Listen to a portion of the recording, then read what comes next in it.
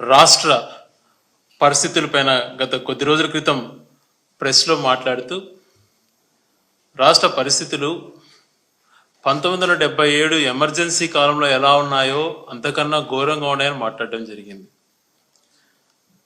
ఈ మధ్యన జరుగుతున్న పరిపాలన చూసినప్పుడు దీన్ని ఎమర్జెన్సీ పాలనతో అప్పుడు దాంతో కూడా కంపేర్ చేయలేం. ప్రపంచంలో ఏ నియంత కూడా వ్యవహరించినటువంటి పరిస్థితిలో ఇక్కడ వ్యవహరిస్తున్నారు. నార్త్ కొరియాలో మనం చూస్తుంటాం, అనేక పుస్తకాలు చదువుతుంటాం, పేపర్లలో చూస్తుంటాం ఎటువంటి పరిపాలన ఉంటుందో నార్త్ కొరియాలో. అంతకంటే ఘోరంగా ఎక్కడ కూడా లేని విధంగా ప్రపంచంలో ఏ నియంత కూడా చేయనంత కూడా ఎక్కువగా ఇక్కడ చేస్తున్నారు. ఈ రాష్ట్రంలో ప్రతి అంశంలో కూడా వ్యవహరిస్తున్నటువంటి తీరు ప్రజాస్వామ్య స్ఫూర్తిని ఎప్పుడో మర్చిపోయి నియంత కంటే కూడా ఘోరమైనటువంటి పరిపాలన చేస్తున్నట్టుగా మనకు స్పష్టంగా కనపడుతూ ఉంది. ఈరోజు కొన్ని ఎగ్జాంపుల్స్ తీసుకుంటే, చంద్రబాబు నాయుడు గారు తన పైన ఉన్నటువంటి సిఐడి కేసెస్ అన్నిటి కూడా నీరు గారుస్తూ, తన పైన ఏవైతే ఉన్నాయో స్కిల్ స్కామ్ కానీ, ఫైబర్ నెట్ స్కామ్ కానీ, రాజధానిలో అసైన్మెంట్ ల్యాండ్స్ స్కామ్ కానీ, ఇన్నర్ రింగ్ రోడ్ స్కామ్స్ కానీ, ఇవన్నీ కూడా నీరు గార్చే విధంగా తను వ్యవహరించుకుంటూ, తనకు తానే క్లీన్ చిట్ ఇచ్చుకుంటూ, తన వాళ్ళకు క్లీన్ చిట్ ఇస్తూ, ఆ కేసును నీరుగార్చే విధంగా, ఆ కేసులలో ఇతను ఏం తప్పు చేయని విధంగా తనే జడ్జిమెంట్ కూడా తనే ఇచ్చుకుంటూ చేస్తున్నట్టు వ్యవహారం చాలా హాస్యాస్పదంగా అనిపిస్తూ ఉంది. ఒక పక్కన ఆ రకంగా కేసును నీరుగారుస్తూ తనకు తాను ఏ తప్పు చేయలేదు అని చెప్పి తనకు తాను ప్రకటించుకుంటూ తనకు తాను జడ్జిమెంట్ ఇస్తూ ఉంటే రాష్ట్ర ప్రజలంతా కూడా ఆశ్చర్యపోతున్నారు. మరొక పక్కన ప్రజాస్వామ్య విలువలను తూడ్చిపొచ్చారు. న్యాయ వ్యవస్థకు సంబంధించినటువంటి జడ్జిలపైన నిఘా వ్యవహరించడం, వాళ్ళని కూడా భయభ్రాంతులకు గురి చేసే విధంగా వ్యవహరిస్తుండడం ఎంతవరకు సమంజసం? ఇదంతా కూడా ఎవరు గమనించలేదు అని అనుకుంటున్నారు. న్యాయ వ్యవస్థను కూడా బెదిరించేటువంటి పరిస్థితులు, భయపడించే పరిస్థితులు, ప్రజాస్వామ్య విలువలంటే ఇంకా అది ఏ రకంగా కూడా లేకుండా చేస్తున్నారు. వాళ్ళ యొక్క అజెండా కోసం, ఇతరులను భయభ్రాంతులకు గురి చేయడం కోసం 4 IPS ఆఫీసర్లను సస్పెండ్ చేసిన విధానం చూస్తున్నప్పుడు,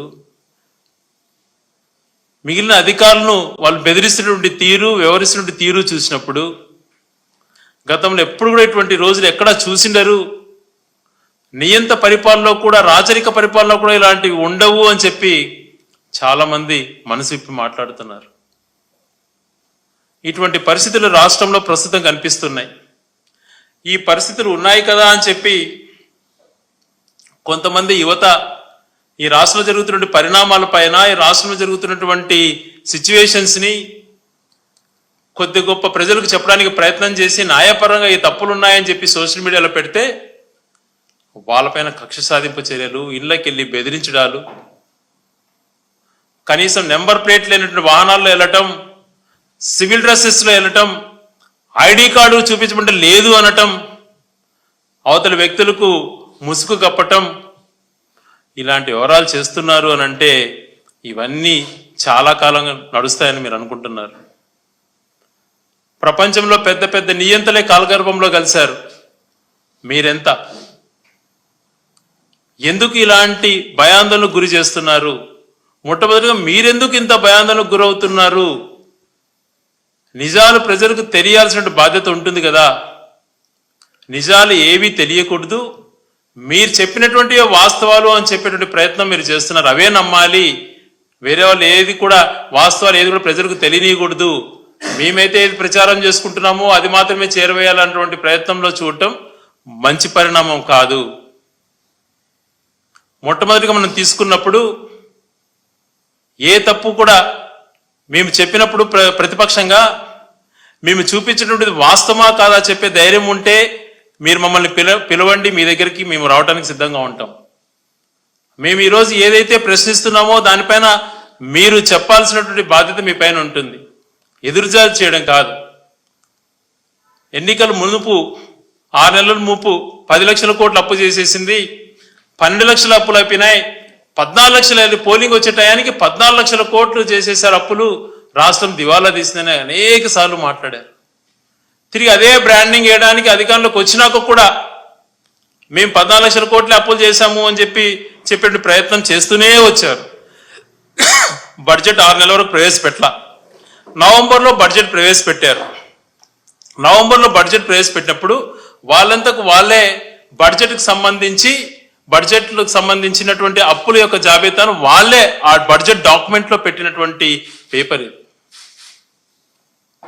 ఇందులో క్లియర్గా గతంలో రాష్ట్ర విభజన జరిగినాక రాష్ట్రం ఆంధ్రప్రదేశ్ ఏర్పడినప్పుడు 2014లో 1,18,000 కోట్ల అప్పులు ఉండేటివి. తెలుగుదేశం పార్టీ ఉన్నటువంటి 5 ఏళ్ల పీరియడ్లో అది 2,60,000 కోట్లకు చేర్చారు. వైఎస్ఆర్ కాంగ్రెస్ పార్టీ ప్రభుత్వం అయిపోయేటప్పటికి 4,91,000 కోట్ల అప్పులు అని చెప్పి క్లియర్గా మెన్షన్ చేయడం కూడా జరిగింది. తర్వాత ఈ గవర్నమెంట్ గ్రాంటెడ్కి సంబంధించినవి కానీ కంటింజెంట్ లైబిలిటీ కానీ గవర్నమెంట్ గ్యారంటీ డెబిట్స్ కానీ ఇవన్నీ తీసుకుంటే కూడా తెలుగుదేశం పార్టీ దిగిపోయే సమయానికే 3,15,000 కోట్లు అప్పులున్నాయి. జగన్మోహన్ రెడ్డి గారి పీరియడ్ 24 ఎన్నికలు అయిపోయే వరకు 6,46,000 కోట్లే ఉన్నాయని చెప్పి క్లియర్గా చెప్పడం జరిగింది. ఇది చెప్తే వాస్తవాలు ఇది అని చెప్పి పార్లమెంట్లో కూడా చెప్తే అనేకమైనటువంటి దాడులు చేశారు. వీళ్ళు వేరే సెక్టర్లో అప్పులు చేశారు, నాన్ గ్యారంటీకి సంబంధించినవి కూడా అప్పులు చేశారని చెప్పారు. ఆ డేటా కూడా అన్ని తెప్పించాం. మొత్తం పైన క్రోడీకరిస్తే తెలుగుదేశం పార్టీ దిగిపోయే సమయానికి అంటే అంతకుముందు ఉన్నటువంటి కాంట్రాక్టర్ అప్పులు కానీ ఇంకా గ్యారంటీడ్ లైబిలిటీ అన్నీ కూడా మొత్తం కూడా క్యాల్కులేట్ చేస్తే తెలుగుదేశం పార్టీ దిగిపోయే సమయానికే 3,90,000 కోట్ల పైగా అప్పులు మిగిల్చిపోయినాయి. దాన్ని 7,21,000 కోట్లకు మాత్రమే వైఎస్ఆర్ కాంగ్రెస్ పార్టీ ప్రభుత్వం దిగిపోయే సమయానికి ఉన్నటువంటి అప్పులు దాన్ని డబల్ చేశారు. 14 లక్షలు అని ప్రచారం చేశారు. 5 సంవత్సరాలలో యావరేజ్ తీసుకుంటే తను ఒక గొప్ప విజనరీ అని మాట్లాడుతుంటాడు. 22.63% వాళ్ళ పీరియడ్లో అప్పులు చేస్తే అదే వైఎస్ఆర్ కాంగ్రెస్ పార్టీ కరోనా లాంటి పరిస్థితులు ఉన్నా పేద ప్రజలకు అంతా కూడా పంచిపెట్టేశారు అని మాట్లాడుతున్నారు. పేద ప్రజలకు అన్ని ఇచ్చిన మాట ప్రకారం అన్ని ఇచ్చిన వాళ్ళకు జాగ్రత్తగా ఆరోగ్యశ్రీ చూసుకొని ప్రతి ఒక్క పథకం చెప్పినట్టుగా షెడ్యూల్ ప్రకారం ఇచ్చినా కూడా 13.57% మాత్రమే అప్పుడు ఈ యావరేజ్గా వచ్చినాయటువంటిది ఈ వాస్తవాలు పేపర్లో వచ్చాయి.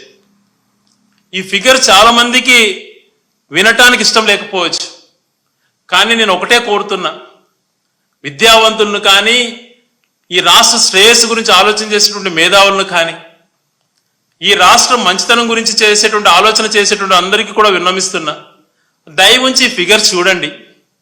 తెలుగుదేశం ప్రవేశపెట్టినటువంటి బడ్జెట్లో ఉన్నటువంటి కాపీనే నేను ఈరోజు మాట్లాడాను. విధ్వంసక పాలన, జగన్మోహన్ రెడ్డి గారి పాలనలో రాష్ట్రం అధోగతి పాలైపోయిందని చెప్పి పదే మాట్లాడుతున్నారు. కాబట్టి మేము ఈరోజు ఫిగర్స్ చూపిస్తున్నాం.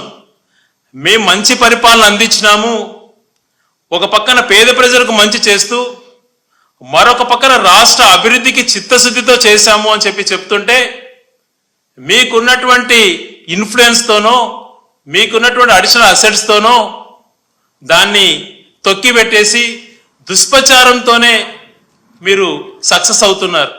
కానీ వాస్తవాలు ప్రజలకు తెలియకూడదు అన్నటువంటి ఆలోచన మీది ఉంది. కానీ ఫిగర్స్ అనేటువంటి ఎక్కడికి పోవు. ఈరోజు గ్రోత్ రేట్ తీసుకున్న ఏ పరిస్థితులలో రాష్ట్రంలో పర్ క్యాపిటల్ ఇన్కమ్ 4 ఉంటాయి కొలబద్దలు. రాష్ట్రానికి సంబంధించి జాతీయ స్థూల ఉత్పత్తి జీడిపి, జిఎస్డిపి రాష్ట్ర స్థూల ఉత్పత్తి. జాతీయ స్థూల ఉత్పత్తి కన్నా కూడా మన రాష్ట్ర జిఎస్డిపి అడిషనల్గా పెరిగినటువంటి అంశం మన జగన్మోహన్ రెడ్డి గారు కూడా క్లియర్గా చెప్పారు, చూపించారు కూడా విత్ ఫిగర్స్తో సహా. కానీ అసత్యాలు మాట్లాడుతున్నారు, దుష్ప్రచారాలు చేయడమే మీ యొక్క విధిగా మీరు చేస్తున్నారు. ఈరోజు వ్యవసాయ రంగానికి కానీ నిర్మాణ రంగానికి కానీ అన్ని రంగాలలో తీసుకున్నా కూడా మనం నేషనల్ యావరేజ్ తీసుకుంటే నేషనల్ యావరేజ్ కంటే కూడా మనం మెరుగైనటువంటి ఇది చేసినట్టుగా కనపడుతోంది. మీ 5 సంవత్సరాల పాలన కంటే కూడా ఎంతో మెరుగైనటువంటిదిగా కనపడుతోంది. ఇది మేమిచ్చినటువంటి కాదు, సోర్సెస్ కూడా ministry of statistics and programme implementation central government సంబంధించినటువంటి ఇచ్చినటువంటి కాపీలోనే మీ 5 సంవత్సరాలలో మ్యానుఫ్యాక్చరింగ్ సిస్టమ్ తీసుకుంటే అంటే మీరు అంతా కూడా ఏమి ఎంప్లాయ్మెంట్ ఇవ్వలేదు, మ్యానుఫ్యాక్చరింగ్ ఏమి జరగలేదని ప్రచారం చేసుకుంటున్నారు. మరి 2.86% మీరు ఉన్నప్పుడు 5 సంవత్సరాలలో ఉంటే అదే జగన్మోహన్ రెడ్డి గారు ముఖ్యమంత్రి అయిన తర్వాత 4.07% మెరుగైనటువంటి మ్యానుఫ్యాక్చరింగ్ దాంట్లో మనకు ఫలితాలు ఇక్కడ కనపడుతున్నాయి. ప్రతి రంగంలో కూడా ఈ మెరుగైనటువంటి ఫలితాలు కనపడుతూ ఉంది. తలసరి ఆదాయం మీ హయాంలో 1,42,000 ఉంటే జగన్మోహన్ రెడ్డి హయాంలో దిగిపోయే సమయానికి 2,30,000 పోయింది. ఒక పక్క స్థూల ఉత్పత్తిలో మెరుగైన ఫలితాలు ఉన్నాయి, మ్యానుఫ్యాక్చరింగ్ రంగంలో మీకంటే కూడా మెరుగైన ఫలితాలు ఉన్నాయి, పర్ క్యాపిటల్ ఇన్కమ్ తలసరి ఆదాయంలో మీకంటే మెరుగైనటువంటి పరిస్థితి ఉంది. అన్ని రంగాలలో ఇలా కనిపిస్తుంటే దుష్ప్రచారంగా మీరు మాట్లాడే మాటలు ఇండస్ట్రీ పరంగా జాతీయకు సంబంధించి రాష్ట్రాలకు సంబంధించినటువంటి లిస్టు చూస్తే టాప్ 15 స్టేట్స్ లో చంద్రబాబు నాయుడు గారు దిగిపోయే సమయానికి 11th ప్లేస్ లో ఉంది ఆంధ్రప్రదేశ్. జగన్మోహన్ రెడ్డి గారు దిగిపోయేదాన్ని దానికి 8వ స్థానానికి తీసుకొచ్చాడు. ఎవరు మెరుగైనటువంటి పాలన అందించినారు? ఎవరి హయాంలో మేలు జరిగింది? తన 5 సంవత్సరాల హయాంలో పేద ప్రజలకు మేలు చేస్తూ సంక్షేమాన్ని అందిస్తూ మరొక పక్కన మీరు ఏదైతే విజనరీ మేమైతే రాష్ట్రాన్ని దశాదిశ చేస్తామని చెప్పేటువంటి మీరు మీకంటే కూడా జిఎస్డిపిలో కానీ మీకంటే నిర్మాణ రంగంలో కానీ మీకంటే ఇండస్ట్రియల్ రంగంలో కానీ మీకంటే తలసరి ఆదాయంలో కానీ అన్నిట్లో జగన్మోహన్ రెడ్డి గారి పరిపాలన మీకంటే కూడా చాలా బాగుంది అని చెప్పి ఇక్కడ ఫిగర్స్ అన్ని నేను ఇచ్చేటివి ఉంటాయి కాదు, రిజర్వ్ బ్యాంక్ ఆఫ్ ఇండియా ఇచ్చినటువంటివి ఉన్నాయి, మినిస్ట్రీ స్టాటిస్టిక్స్ రిపోర్ట్స్ ఉన్నట్టున్నాయి, రాష్ట్ర బడ్జెట్ ప్రవేశపెట్టినటువంటి కాపీసే నేను ప్రజెంట్ చేస్తున్నాను ఇక్కడ. ఇవన్నీ పరిస్థితులు ఇలా కనిపిస్తుంటే కళ్ళ కట్టినట్టు మనకు కనపడుతుంటే మీరు దుష్ప్రచారాలు చేయటం. పార్లమెంట్ సాక్షిగా పార్లమెంట్ సభ్యులు అడిగినప్పుడు రాష్ట్రానికి సంబంధించింది క్లియర్గా చెప్పారు. 18-19లో రాష్ట్ర స్థూల ఉత్పత్తి 7.9 లక్షలు ఉంటే 23-4 జగన్మోహన్ గారు దిగిపోయడానికి 13 లక్షల కోట్ల వరకు ఉన్నటువంటిది. అగ్రికల్చరల్ రంగంలో 13% గ్రోత్, మైనింగ్ రంగంలో 11%, మ్యానుఫ్యాక్చరింగ్ రంగంలో 9%, ఎలక్ట్రిసిటీ గ్యాస్ దాంట్లో 17.25%, కన్స్ట్రక్షన్ లో 14%, trade repair hotels and restaurants లో దాదాపుగా 11%. ఇలా మెరుగైనటువంటి ఫలితాలు కనపడ్డాయి. కాబట్టే కొందరు వ్యక్తులు ఈ రాష్ట్ర శ్రేయస్సు గురించి ఆలోచన చేసినటువంటి వాళ్ళు, ఈ రాష్ట్రాన్ని స్టడీ చేసినటువంటి కొందరు వాళ్ళంతకు వాళ్ళే ఫ్లెక్సీలు పెడుతున్నారు. జగన్మోహన్ రెడ్డి గారు చెప్పుకోలేకపోయినాడు, జరిగినటువంటి మంచిది ఇది, నేను ఏ పార్టీకి సంబంధించిన వాడిని కాదు, వాస్తవాలు మీకు తెలియజేస్తున్నాను అని చెప్పి ఫ్లెక్సీలు స్వచ్ఛందంగా ప్రజలు ఏర్పాటు చేస్తున్నారు. దీన్ని బట్టి అర్థం చేసుకోండి. ఇవన్నీ పేపర్లు ఎక్కడి నుంచి వచ్చినా ఎక్కడి నుంచి తీసుకున్నాం అన్నటువంటిది కూడా మీరు ఆలోచన చేయండి. ఇది ఎక్కడికి పోయినా పార్లమెంట్ సాక్షిగా మినిస్టర్ ఇచ్చినటువంటి రిప్లై, ఇవన్నీ కూడా మీరు ఆర్బీఐ దాంట్లో చూసినా కూడా మీకు తెలుస్తుంది. అలాగే చంద్రబాబు నాయుడు గారు నేను గొప్ప విజనరీ అని చెప్పుకునేటువంటి ఈ వ్యక్తి తన పరిపాలన చేసినటువంటి 14 సంవత్సరాలు రెవెన్యూ డెఫిసిటే. 95లో ఎన్టీ రామారావు గారి దింపు వచ్చినప్పటి నుంచి ఎప్పుడైనా హయాంలో రెవెన్యూ సర్ప్లస్ లేదు. మొట్టమొదటిగా రాజశేఖర రెడ్డి గారు ముఖ్యమంత్రి అయిన తర్వాత ఉమ్మడి రాష్ట్రంలో 2005-6 నుంచే అది సర్ప్లస్ కు రెవెన్యూ డెఫిసిట్ లేకుండా మనం చూసినటువంటి ఫలితాలు చూస్తున్నాం. తర్వాత రాష్ట్రం విడిపోయిన తర్వాత ఈయన దాన్ని ఛాలెంజ్ గా తీసుకొని ఏ రకంగా పరిపాలన చేయాలి, గతంలో ఆయన 10 సంవత్సరాలు ఉమ్మడి రాష్ట్రంలో చేసినప్పుడు రాష్ట్రం ఎలా అల్లకల్లోలం అయిపోయింది, రాజశేఖర గారు ఎలా మరుగుపరిచారు, దాన్ని ఆలోచన చేయకుండా తన 5 సంవత్సరాల్లో ఆయన విధ్వంస పరిపాలన చేశాడు. మళ్ళీ పూర్తిగా 1000 కోట్లకు రెవెన్యూ డెఫిసిట్కి పోయింది. ఇలాగా చెప్పుకుంటూ పోతే ప్రతి ఒక్క అంశంలో కూడా మంచి చేసినప్పుడు ఎందుకు మీరు ఇంతగా నెగిటివిటీ క్రియేట్ చేయాలనేటువంటి ప్రయత్నం చేస్తున్నారు? మీ ఆలోచన ఏంటి? ఒక రాష్ట్రానికి బాధ్యతలు చేపట్టిన తర్వాత ఇవే కదా బాధ్యతలు. ప్రజలకు మేనిఫెస్టోలో చెప్పింది ఇవ్వడం ఒక పక్కన, మరొక పక్కన రాష్ట్ర శ్రేయస్సు గురించి ఆలోచన చేయటం. ఈరోజు 7 నెలలు అయిపోయింది. మీరు 2019 మేలో జగన్మోహన్ గారు ప్రమాణ స్వీకారం చేశారు. డిసెంబర్ వరకు ఆయన 2019లో ఈ 7 నెలల పాలనలోనే ప్రజలకు తనెంత ఇచ్చాడు, మీరెంత ఇచ్చారో ఈరోజు ఫిగర్స్ బయట పెట్టండి. జగన్మోహన్ రెడ్డి గారు 7 నెలల్లో ప్రభుత్వ ఉద్యోగాలు ఎన్ని ఇచ్చాడు, మీరెన్ని ఇచ్చారో బయట పెట్టండి. నేను ఛాలెంజ్ చేస్తున్నాను. ఇప్పుడు 7 నెలల పరిపాలనలో గత జగన్మోహన్ గారు పరిపాలన చేసినప్పుడు ఏ రకంగా ప్రజలకు సంక్షేమం అందింది, ఏ రకంగా ప్రభుత్వ ఉద్యోగాలు వచ్చాయి, ఏ రకంగా రాష్ట్రానికి ఆదాయం వచ్చింది, మీ హయాంలో ఎంత వచ్చిందో కంపారిజన్ చూడండి. మరి 1,35,000 ఉద్యోగాలు ఒక 3 నెలలకే ఆయన ఇచ్చినటువంటి చరిత్ర అయింది. ప్రభుత్వ ఉద్యోగాలు పారదర్శకంగా ఎటువంటి ఇది జరగకుండా సింగిల్ మంత్ లోనే ఎగ్జామ్స్ అన్ని కూడా అయిపోయినాయి. ఈరోజు 16,000 గత ప్రభుత్వంలో డిఎస్సికి పిలిచినట్టు ఉద్యోగాలను మీరు హైప్ చేసుకుంటూ నిరుద్యోగులు నిరుత్సాహపరుస్తూ రోజుకు ఒకటి చెప్తూ పోస్ట్పోన్ చేసుకుంటూ అవి కూడా చేయలేని పరిస్థితి మీకుంటే, ముఖ్యమంత్రి అయినటువంటి 3 నెలల్లోనే 1,35,000 ప్రభుత్వ ఉద్యోగాలు ఫిలప్ చేసినటువంటి ఏకైక ముఖ్యమంత్రి దేశంలో జగన్మోహన్ రెడ్డి గారు అన్నటువంటిది మీరు మర్చిపోయి ఉంటారు. వాస్తవాలు మాట్లాడుకోవాలి మనం. ఎంతసేపు బురజల కార్యక్రమాలు కాదు. మంచిని మంచి అనాలి, చెడు ఉంటే చెడు అని చెప్పాలి. మరి ఎక్కడ ఎగ్జాగరేట్ చేయడం లేదు, ఫిగర్సే మీకు చూపిస్తున్నాను. ఇటువంటి పరిస్థితులు మనకు కళ్ళ ముందర కనపడుతున్నాయి. ఈరోజు అన్నిటికంటే రాష్ట్రానికి సంబంధించి క్యాపిటల్ ఎక్స్పెండిచర్ మూలధన వ్యయం ఏమీ చేయలేదు జగన్మోహన్ రెడ్డి గారు. దాంతో చాలా మందికి కష్టాలు వచ్చాయని మాట్లాడుతున్నాడు. ఆ క్యాపిటల్ ఎక్స్పెండిచర్ తీసుకుంటే కూడా తన 5 సంవత్సరాలు అంటే కరోనా లాంటి మహమ్మారి వచ్చి మొత్తం రాష్ట్రం అంతా కూడా మూసుకుపోయినా కూడా క్యాపిటల్ ఎక్స్పెండిచర్ కూడా గతంలో నీకంటే కూడా యావరేజ్ గా 10% ఎక్కువ ఖర్చు పెట్టినటువంటిది మనకు గణాంకాలు చూపిస్తున్నాయి. ఇక్కడ మూలధన వ్యయంలో కానీ, తలసరి ఆదాయంలో కానీ, స్థూల ఉత్పత్తిలో కానీ, వ్యవసాయ రంగంలో కానీ, మ్యానుఫ్యాక్చరింగ్ రంగంలో కానీ, నిర్మాణ రంగంలో కానీ అన్నిట్లో నీకన్నా మెరుగైనటువంటి మేలు చేసినట్టు జగన్మోహన్ రెడ్డి గారు మేలు చేసినట్టుగా మనకి ఇక్కడ రిపోర్ట్స్ చూపిస్తున్నాయి. మరి ఎందుకు మీరు జగన్మోహన్ రెడ్డి గారు అంత నెగిటివ్గా మాట్లాడుతున్నారు? ఎందుకు మీరు విధ్వంసక పాలన అన్నటువంటి మాట మాట్లాడుతున్నారు? మీది విధ్వంసక పాలన. మీ హాయంలో ఇష్టం వచ్చినట్టు అప్పులు చేసి దోచుకొని ప్రజలకు చెందనీయకుండా రాష్ట్రాన్ని అభివృద్ధి చేయనీయకుండా మాట్లాడే వాళ్ళు మీరు విధ్వంసం చేశారన్నటువంటిది మర్చిపోయి కేవలం బురజల కార్యక్రమాలు మీరు చేస్తూ వస్తున్నారు. ఈరోజు పోలవరం గురించి మాట్లాడతాడు.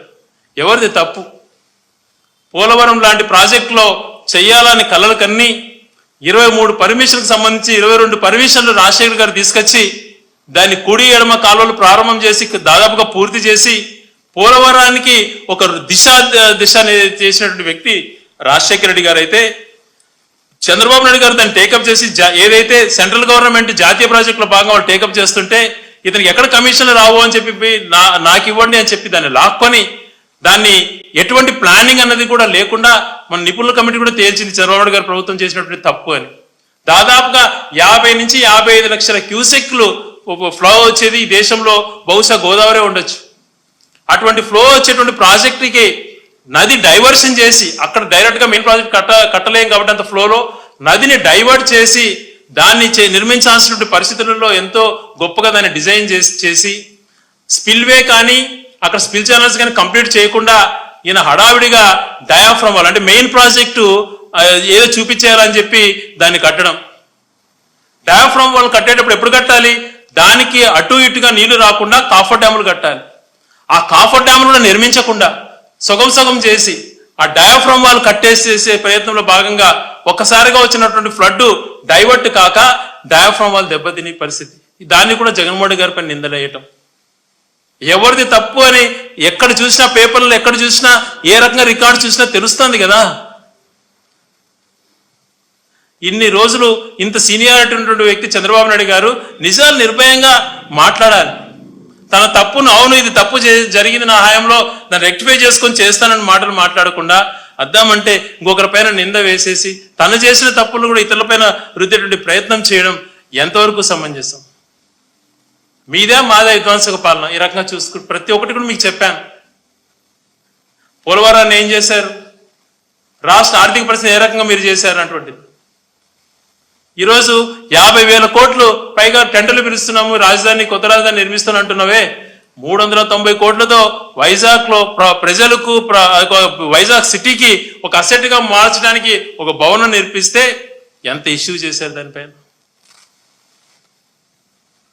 మేము రాజధానికి ఎప్పుడు కూడా వ్యతిరేకంగా చెప్పలేదు.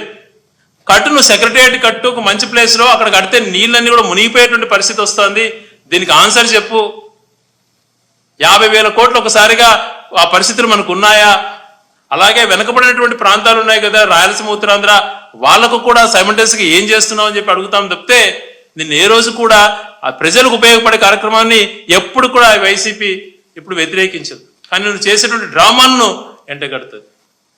అందుకే ఓవరాల్గా నీ పరిపాలన ఏ రకంగా సాగుతుంది అన్నటువంటిది మనం క్లుప్తంగా తీసుకున్నప్పుడు, ఎటువంటి అసత్యాలు ప్రచారం చేయడం నువ్వు ముందున్నావో మనం చూసుకున్నప్పుడు, వైజాగ్లో ఎన్నికల ముందు కంటైనర్ దొరికితే వైజాగ్లో డ్రగ్స్ అన్నావు, అది అబద్ధం అని తేలింది.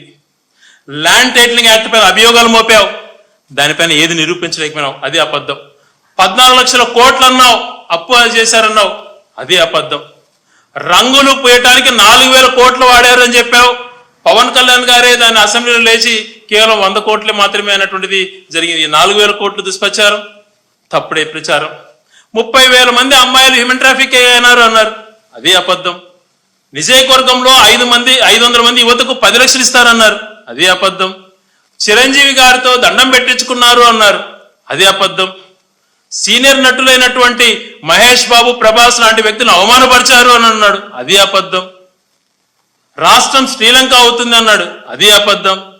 అధికారంలోకి వచ్చిన వెంటనే సూపర్ 6 హామీలు అమలు చేస్తా అన్నాడు, అది అబద్ధం. అసలు సూపర్ 6 ఒక పెద్ద అబద్ధం. జగన్ గారు 1,00,000 కోట్లు అని చెప్పి మాట్లాడారు, అది పెద్ద అబద్ధం. మద్యం ధర తగ్గిస్తామన్నాడు, అది అబద్ధం. వాలంటీర్లకు 10,000 అన్నాడు, అది అబద్ధం. సీజ్ ద షిప్ అన్నాడు, అది అబద్ధం. తిరుపతి లడ్డులో కల్తీ కలిసింది, యానిమల్ ఫ్యాట్ అన్నాడు. ఈరోజు చంద్రబాబు నాయుడు గారిని శిక్షించాలి ఆ విషయంలో, అది అబద్ధం. ప్రకాశం బ్యారేజ్ కూల్చడానికి 2 బోట్లను పంపించారు, బ్యారేజ్ని కూల్చడానికి అన్నటువంటి ఆరోపణ చేశారు. ఫ్లడ్ను ఎదుర్కోలేక జగన్మోహన్ రెడ్డి గారు నిర్మించిన డిటైనింగ్ వల్ల మంచి పేరు వస్తుందని, అది అబద్ధం అని తెలియదు. పోలవరం అబద్ధమే. ఆదాని సంబంధించిన అంశాలు అని మాట్లాడారు, ఈరోజు నోరు మెదపట్లేదు. మీకు ధైర్యం ఉంటే ఏదైతే జగన్మోహన్ రెడ్డి గారు రాష్ట్రానికి ఉపయోగపడే విధంగా, రైతాంగానికి ఉపయోగపడే విధంగా అత్యంత చౌకగా ₹2.49 ఒప్పందం చేసుకున్నాడు, మీకు ధైర్యం ఉంటే అంతకన్నా తక్కువ చేసి చూపించండి అనే మాటకు సమాధానం లేదు. వాళ్ళు చేసే ఆరోపణలు అవి అబద్ధం. ఓవరాల్ గా చూసుకుంటే చెప్పుకుంటూ పోతే ప్రతిదీ అబద్ధమే. ఇలాంటి పరిపాలన మీరు చేస్తూ నిత్యం విషం చిమ్మేటువంటి పరిస్థితులు ఎందుకు తీసుకొస్తున్నారు? మీకు ఏదన్నా ఉంటే మీ దగ్గర, ఓకే మా హయాంలో స్థూలోత్పత్తి చూడండి మీకంటే మెరుగైంది చూపించండి ఫిగర్స్. మా హయాంలో మీకన్నా మంచి చేసాం, ఉద్యోగాలు ఎక్కువ ఇచ్చాం, చూపించండి రికార్డ్స్. మా హయాంలో మీకన్నా మెరుగైన సంక్షేమం చూపించండి రికార్డ్స్. దేనికి లేవు, అంటే మీరు చేయలేదు. మేము ప్రజలను, రాష్ట్రాన్ని సైమల్టేనియస్గా 2 కళ్ళలాగా చూసుకుంటూ చేసినాము అని గర్వంగా చెప్పుకోవడంతో పాటు మేము కాదు, నేషనల్ స్టాటిస్టిక్ రిపోర్ట్స్ లేకపోతే ఆర్బీఐ వెబ్సైట్లోనూ అవన్నీ అక్కడ మెన్షన్ చేసినటువంటి రికార్డ్స్ మీకు చూపిస్తాను. ఇటువంటి పైన ఏదైనా మాట్లాడండి. ఈ వాస్తవాలు ఎప్పుడైనా చెప్పడానికి ఎవరైనా ప్రయత్నం చేస్తే వాళ్ళపైన కేసులు. ఇది ఎంతవరకు సమంజసం? మీకంటే గొప్పగా ఈ రాష్ట్ర శ్రేయస్సు గురించి కానీ, ఈ రాష్ట్ర అభివృద్ధి గురించి కానీ ఎక్కువ ఆకాంక్షిస్తుంది వైఎస్ఆర్ కాంగ్రెస్ పార్టీ అని తెలియచేయడమే మా ఉద్దేశం. ఇది మా నిజంగా మేమైతే కరోనా లాంటి మహమ్మారి వచ్చినప్పుడు ఎంతో నీట్గా హ్యాండిల్ చేయడంతో పాటు ప్రజలకు తోడుంటూ మొత్తం ఆర్థిక వ్యవస్థలు దేశవ్యాప్తంగా కూడా కుప్పకూలిపోతున్న, దేశవ్యాప్తంగా కూడా మనకంటే గ్రోత్ రేట్స్ అన్ని పడిపోయినా కూడా ఆంధ్రప్రదేశ్ నిలబెట్టి ఒక పక్క మెరుగైనటువంటి వైద్యం అందిస్తూ బ్రహ్మాండమైనటువంటి పాఠశాలలు నిర్మించి, గ్రామీణ ప్రాంతాలలో బ్రహ్మాండమైనటువంటి హాస్పిటల్స్ నిర్మించి, బ్రహ్మాండమైనటువంటి పోర్ట్లు నిర్మించి, బ్రహ్మాండమైనటువంటి మెడికల్ కాలేజీలు నిర్మించి, బ్రహ్మాండంగా ప్రతి 50 కిలోమీటర్లకు ఒకటి ఉండాలి పోర్టు, షిప్పింగ్ హార్బర్ అని చెప్పి ఆలోచన చేసి ఒక రూపుకు తీసుకొచ్చి ఇన్ని కార్యక్రమాలు చేస్తే మీరు దుష్ప్రచారంతో ముందుకు పోయారు. ఇవి నేను చెప్పినట్టు ఏదైనా అవాస్తవాలు ఉంటే మీరు చెప్పండి, మీ దగ్గరికి వస్తాను నేను. లేదు మీరు షిప్పింగ్ హార్బర్లకు ప్లాన్ చేయలేదు చెప్పండి, అవి షార్ట్ కాలేజ్ చెప్పండి, మీకు ధైర్యం. పోర్ట్స్ మేము ఒక షేప్కి తీసుకొచ్చాం, దాదాపు కంప్లీషన్ స్టేజ్ తీసుకొచ్చాం, మీరు చెప్పండి నేను చేయలేదు. మెడికల్ కాలేజీలో 17 మెడికల్ కాలేజ్, దాంట్లో మాయంలోనే శాంక్షన్ మిగిలిన మెడికల్ కాలేజ్ పులివెందుల లాంటి కాలేజీలకు ఎంసీఏ పర్మిషన్ ఇస్తే వద్దు అని చెప్పి పంపించారు. ఎవరు తప్పు చేస్తుండేది?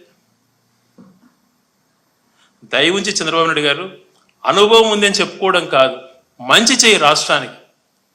ఎన్ని సంవత్సరాలు నీకు సీనియారిటీ, ఎన్ని సంవత్సరాలు ముఖ్యమంత్రిగా ఉన్నావని కాదు, నువ్వు ఉన్నంత వరకు ఎంత మంచి చేసావని చెప్పుకోవడంలోనే గొప్పతనం ఉంటుంది. అది చెప్పు చూద్దాం. ఇది ఈ రాష్ట్రానికి సంబంధించి అందరూ కూడా పెద్దలు, యువత ఆలోచన చేయండి.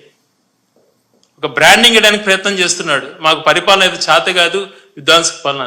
మరి ఇవన్నీ కూడా ఫిగర్స్ అండ్ ఫ్యాక్ట్స్ పెట్టాం. అందరూ కూడా ఆలోచన చేయండి, ఎవరు మంచిగా ఎవరు చెడు అన్నట్టు.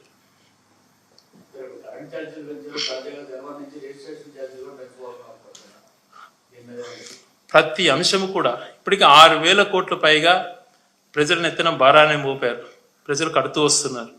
మళ్ళీ రేపు నెల నుంచి 9,000 కోట్లు భారం మోపబోతున్నారు. అందుకనే ఏదైతే రైతాంగాన్ని ఒక పక్కన అన్ని రకాల అన్యాయం చేస్తుందో, మన జగన్మోహన్ గారి పిలుపు మేరకు అన్ని జిల్లాల్లో కూడా రైతులు కదిలి వచ్చి తన నిరసన వ్యక్తం చేశారు. ఈ రాష్ట్ర ప్రభుత్వం 20,000 పెట్టుబడి నిధి ఇవ్వకపోవడం, అది కూడా మర్చిపోయారు, అది కూడా ఒక అబద్ధం, రైతులకు చేసిన మోసం కూడా. అలాగే విద్యుత్ ఛార్జీలు పెంచము, తగ్గిస్తామని మాట్లాడాడు అనేక బహిరంగ సభలు.